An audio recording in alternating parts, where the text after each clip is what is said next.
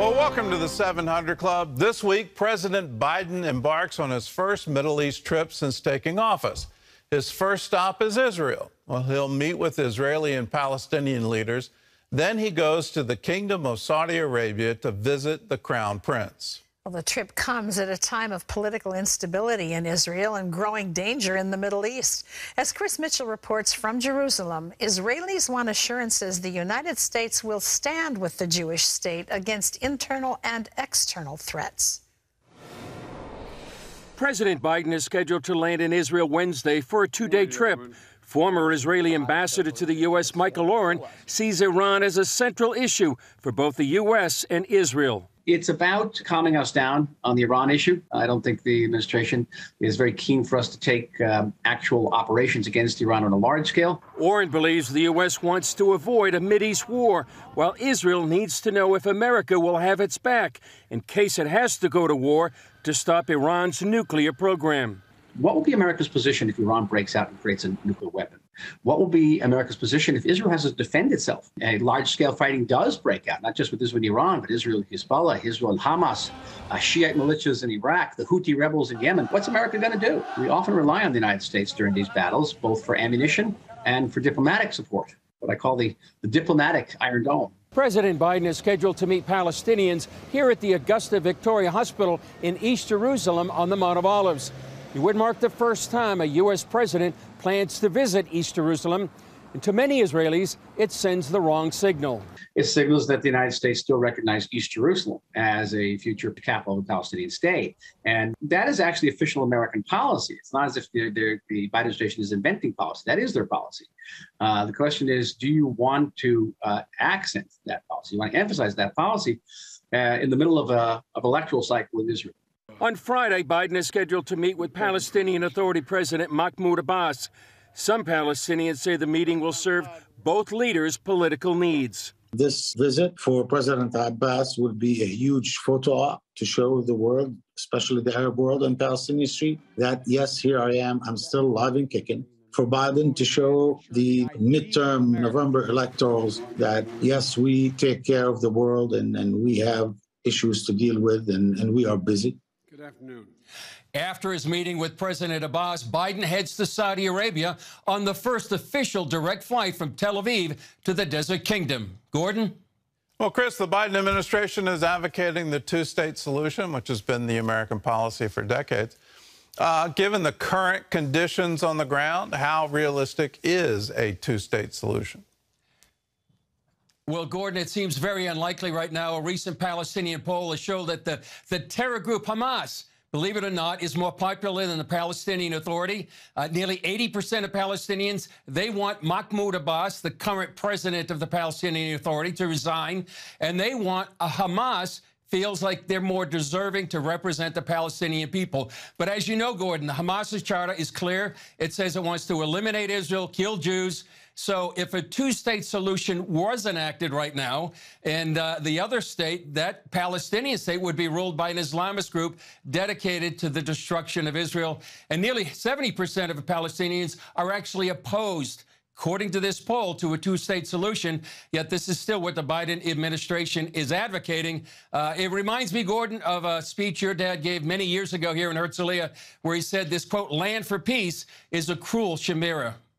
Well, it's not new, and that's what amazes me, is that we don't seem to ever pay attention to what the Palestinians are actually saying. They have never advocated for a two-state solution. It's always been a one-state and no Jews allowed. That would drive them into the sea. What part of that, and why does and it's not just the United States, it's Europe, it's the UN. Why does the world governments not understand the reality on the ground? It's kind of hard to believe, Gordon. It seems to be perhaps the media in many ways just doesn't report many of these polls. For example, often we've cited what's called the Palestinian Media Watch. and almost on a daily basis, Fatah, which is the political arm of the Palestinian Authority, they're asking for the destruction of Israel. They're saying that Israel should be replaced by a Palestinian state. They're calling for attacks against Jews. And so this is seldom reported or underreported. And so it seems like this continuing advocating of a two-state solution goes on with the United States, the European Union, many other countries, and it's propagated in the media as well. Well, walk us through the changes the Biden administration has made towards the Palestinian. Under the Trump administration, consulates were closed. They were turned into the embassy for Israel. What are the changes that the Biden administration has made towards the Palestinians? Well, one thing that's going to happen, perhaps when Biden comes here in a few days, Gordon, is he's going to give $100 million to some of the Palestinian hospitals in East Jerusalem that we were just at earlier today. He's given nearly $500 million to the PA.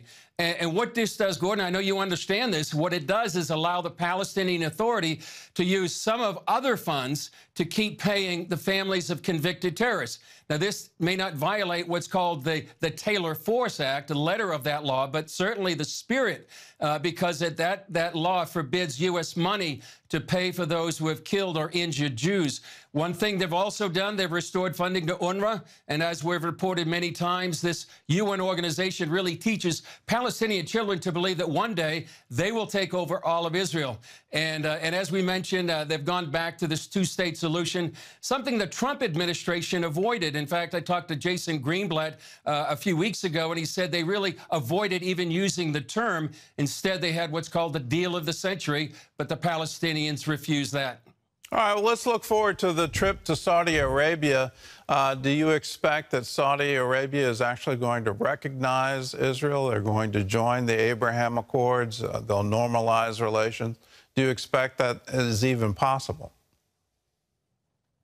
Well, it could be one step on the way, Gordon, but it would seem unlikely that this would be the time or the place to really normalize relations. I think number one on the agenda right now is oil, so Joe Biden can come back and hopefully lower the high price of gas in the U.S. right now.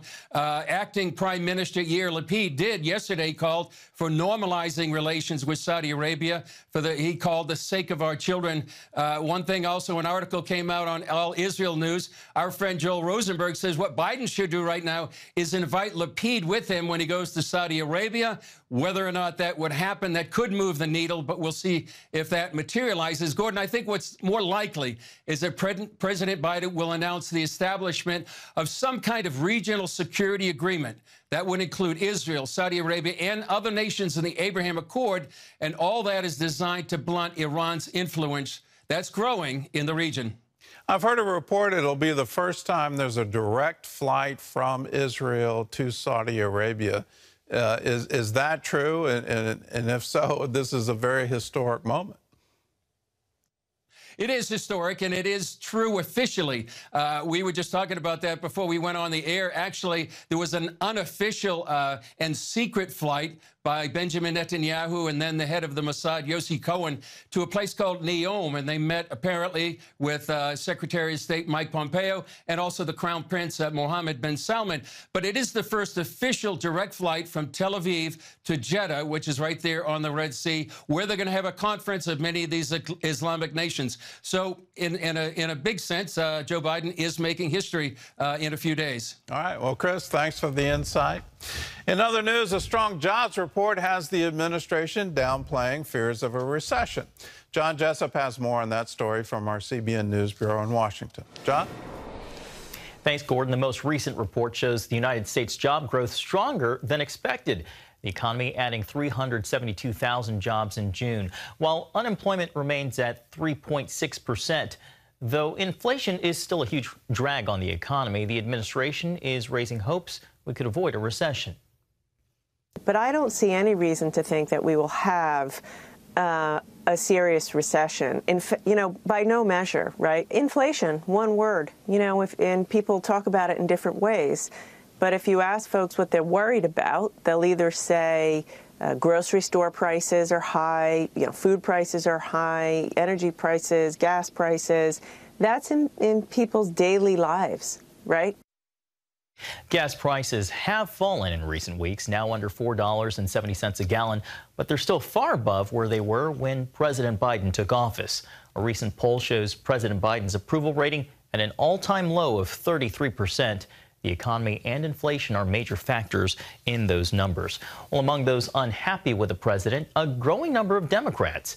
Many in the party believe he's not doing enough to protect abortion after the Supreme Court ruling overturning Roe v. Wade. Dale Hurd reports on the president's efforts to appease his base. Abortion rights protesters marched outside the White House Saturday. They want more action from the president. This despite Joe Biden's executive order Friday that tries to safeguard access to the abortion pill, protect women who travel to other states for abortions, and launch so-called public education efforts. But abortion supporters say that's not enough, and they now want Biden to declare a public health emergency. Biden was asked about it Sunday. That's something I'm asked the folks, the medical people in the administration to look at, whether I have the authority to do that and what impact that would have. The administration admits its powers are limited. Kamala Harris said Sunday Congress must step in and enact an abortion law. G. Mancini, president of the March for Life, told CBN News that Biden's executive order will make the Department of Health and Human Services a marketing agency for abortion and expand access to the dangerous abortion pill. Studies have shown that women end up in the emergency room more often when they take chemical abortion and have 4 times as many complications. Meanwhile, Morton's steakhouse chain ripped protesters who targeted Supreme Court Justice Brett Kavanaugh while he dined at their Washington, D.C. restaurant last week, calling it an act of selfishness and void of decency. Now a group called Shutdown D.C. says it's willing to pay a bounty to its social media followers for a confirmed sighting of conservative Supreme Court justices. White House Press Secretary Karine Jean-Pierre defended the protest. People should be allowed to be able to do that in a restaurant. This is what a democracy is. People have the right. Privacy? Of course, people have a right to privacy, but people also have a right to be able to protest peacefully. Is that peacefully? It's the intimidation and the violence that we condemn. Governor Glenn Youngkin of Virginia says the Supreme Court justices who live in his state are protected. I wish we could do more. And this is why I've called on Attorney General Garland to enforce the federal law, which is so clear you can't parade and picket in front of a judge's home and try to influence them. Because of the Supreme Court's Dobbs decision, Louisiana can now enforce a ban on almost all abortions under a judge's order issued Friday. And Mississippi's last abortion clinic has officially closed. Dale Hurd, CBN News. Thanks, Dale. Gordon, back to you. I remind everyone that there were laws that were put into place to protect Planned Parenthood, to protect abortion providers. They created zones where you couldn't picket, you couldn't stand in front of an abortion clinic and peacefully protest. Not only that, they used RICO to enforce that law, and they ended up bankrupting the people that were protesting. Why is there a double standard here? Why can't Supreme Court justices have the same constitutional protections as an abortion clinic? It seems to be odd that we are saying there's 2 different types of protests. Protests we agree with and protests we don't agree with. And if we don't agree with you, we're going to come and shut you down and use RICO to do it, and the full prosecution of everyone involved in that peaceful protest. But if you're involved in protests that we agree with, we're not just going to protect you. If you ever do get into prison, we're going to come in and bail you out. I don't understand this at all. There needs to be one law for all people, for all Americans, and that is the rule of law.